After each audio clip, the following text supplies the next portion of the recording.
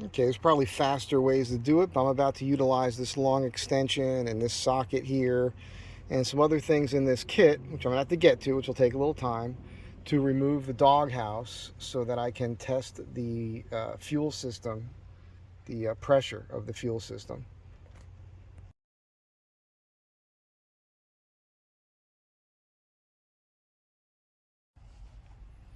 Okay, so that T-handle worked great with the T20 or the T30. And then I'm going to use the ratchet with the 1/4" to 3/8 adapter. And this, oh, I might need an extension to make that work. Oh, I have to dig into the big kit for that. I think that's how that works. Let's double check. Hang on, I'll get back to you in a second.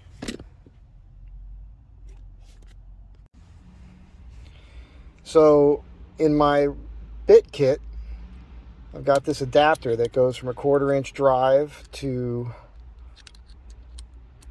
hex drive, and this is the extension from the Vim with the 1/4" drive stuck into that hex, which now allows me to use this because it's a 1/4" drive, 13-15 flip socket, and now I should be able to make that all work. So I actually can't use this unless I use a reducer from 3/8 to 1/4", which I do have, and I think I'm about to put that in the kit next. I have it, I'll just add it. So I can use the long extension to get the 15mm bolts out that holds the doghouse in place after you remove the plastic here. Okay, so what I got going on here is I have to add this to the kit, which I had. I bought a whole set of these today, all different size connectors. This is a 3/8 to 1/4". I need that for the 1/4" to 1/4" hex to use this extension from the Vim so I can run this 1/4" drive flip socket, the snap-on, which is 15 on one side and 13 on the other. And pretty neat, 12 point. And I like the long extension because it allows me to get to those 15mm bolts underneath here. And look, I'm doing this all by hand, no power today on purpose, with these ratchets and this kit to prove to myself that I could do it. Because I might not have power one day, or battery might be dead or something like that. So let me get this on. All I'm doing right now after I get this doghouse off is checking the fuel pressure. And I'll include that in the video so you guys know what's going on. I'm not doing a whole lot of mechanical work on the car today. So that's what's happening. Stay tuned.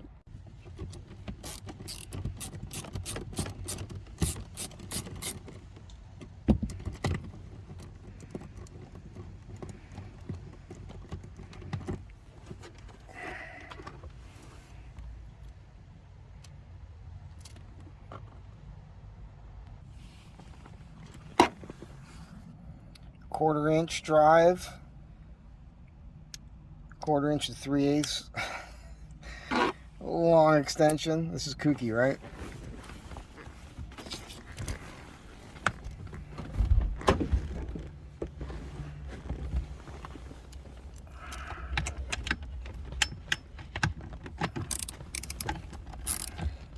Okay. All right. 1/4" ratchet is working. Oh, that's cool. That's really neat. I can turn it on end to spin the whole thing.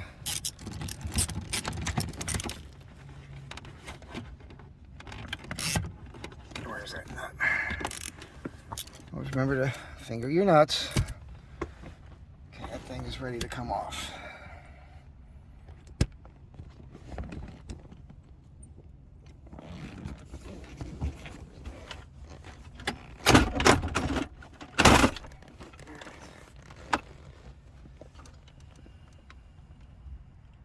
This, and we'll put that away. You guys know how this works. All right. Such a kooky contraption here. And what I like about this, I'm able to sit up in the seat, not to get too low to the thing, having this long extension. This is, and again, I just wanted to see. I didn't know if this 1/4" drive was strong enough to do all this. It seems to be working fine.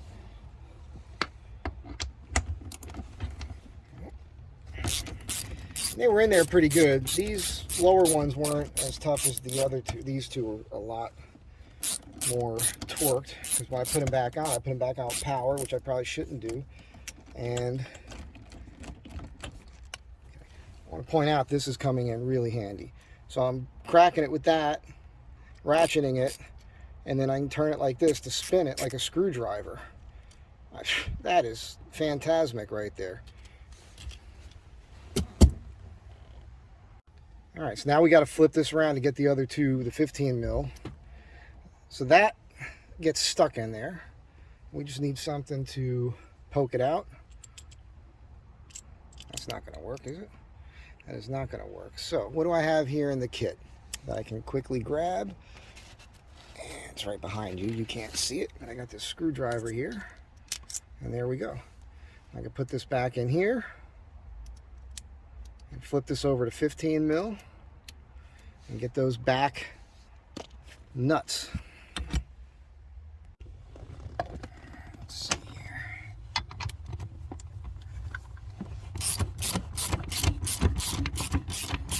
Well, proof of concept right there, folks.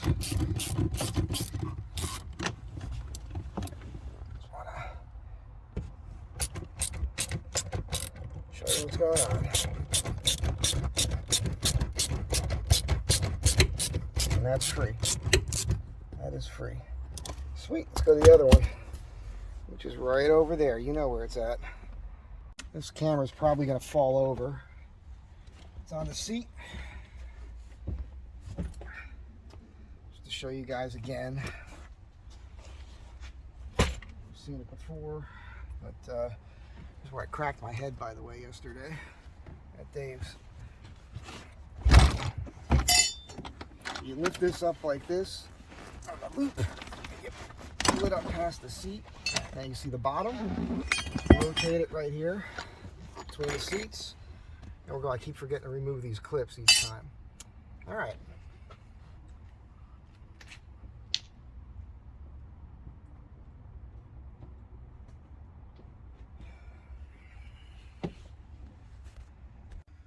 Just remove the cap from the Schrader valve here, the fuel line.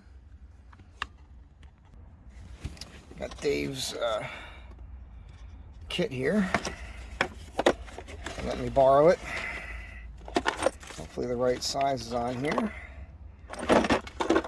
Looks like it might work. Yep. Of course that line's in the way. Let's be gentle. Be gentle. Oh, that's on there nice and snug. Make sure that's empty. All right, you can see it. I'm going to turn the key. See what happens.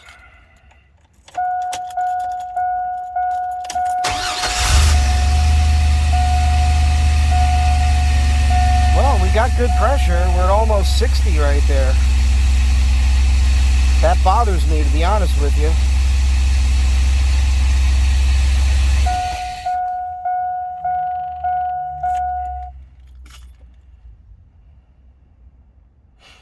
Just letting that sit.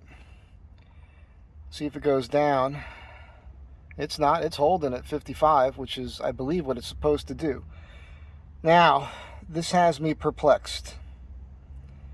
This is actually not good because it seemed like a fuel system issue, right? What I noticed was coming down, coasting at a high rate of speed and overdrive there. That's when the light started flashing, the engine light. And people are telling me it's dumping too much fuel into the system, which can really harm your catalytic converters, obviously do other damage. So, I mean, that's the test, right? I don't know what else to tell you at this point. Push this button, relieve it. I'm going to try it again. I'm sure it's not going to change anything. Jumps over 60 on startup. You want to release it. And the fuel came out, which is what I expected of the clear line.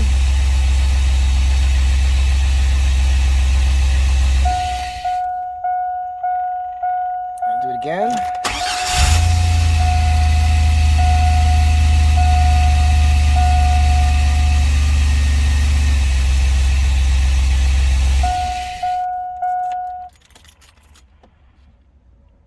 I think it's just a little bit down below 55 just because I released that button while it was running. I got fuel in this clear line here. You see it dripping out right down there. I don't mind. So that's not going down. So my fuel system's checking out fine. All right, now let's keep everything else in mind here, right? So we did the spider injection. This is telling me, this system test is telling me that there's no leaks in the plenum. There's no leaks at all up there on that upper intake, right?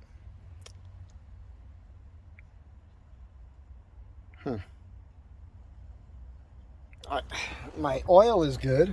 I don't have any foamy oil or anything like that. And it's all new plugs and wires, distributor. Man, I'm at my wit's end with this one. Wow. I don't know what to do. In town, no problems. On the highway at speed, that's when that light will come on. P300. Any ideas? You let me know. More importantly, well, I don't know if it's more important. I was hoping that was just going to drain out on me, so I could just be like, oh, okay. I'll change the fuel filter, which I should do anyhow.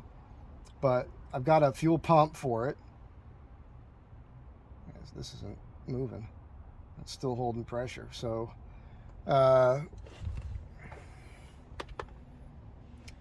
mean, if you listen to Scotty Kilmer, the first thing you got to do is you got to check your spark plug wires and your spark plugs. You know, then you got to check your fuel pressure. All right, what else could be doing it? I don't know, a lot of you guys watching this are smarter than me, or at least you think you are. So let me know what you think. And but hey, this whole system worked out great. You know, no power to get all this stuff off. Real simple and easy. And I'm stoked about that. So there's good stuff, there's bad stuff. This is a serious thing. I got to solve what this issue is. I guess I should get some brake cleaner and try for vacuum leaks again. I've done it a couple times already and haven't found it. I'm gonna probably tomorrow, I was just gonna go right to work. I'm nervous about this and with the alignment issue. I might go over to Legit Auto and like first thing in the morning, possibly, I don't know. I could do it later in the week for an alignment and ask him to like give it a once over. I did go in there like a month or so ago to ask him about it. And he's like, he didn't want to touch it. He didn't want to touch anything P300. He's like, yeah, it could be anything. So what I'll do is I'll go back over to SMG with Irvin. I like that guy, and tell him what's going on and see if he can run some sort of computer diagnostic on it. He did check my fuel trims and everything, but I don't think he went that far with it other than that. So we'll see what he has to say. It's probably something I did. It's probably something I did and didn't do correctly, I'm guessing. Totally blame myself for this. I'm going to check my connections real quick. I'm going to button all this back up and then get on with my day. Thanks for being here. I'll catch you next time. Before I let you go, the only other thing I haven't done that's not new in this system is the mass airflow sensor. I've cleaned it a couple times, 3 or 4 times. That is the only other thing, but I don't see how that would cause that blinking light. But you let me know. Again, relying on you people, man. What the hell? This is the whole reason for this YouTube channel, so I can get free help from people.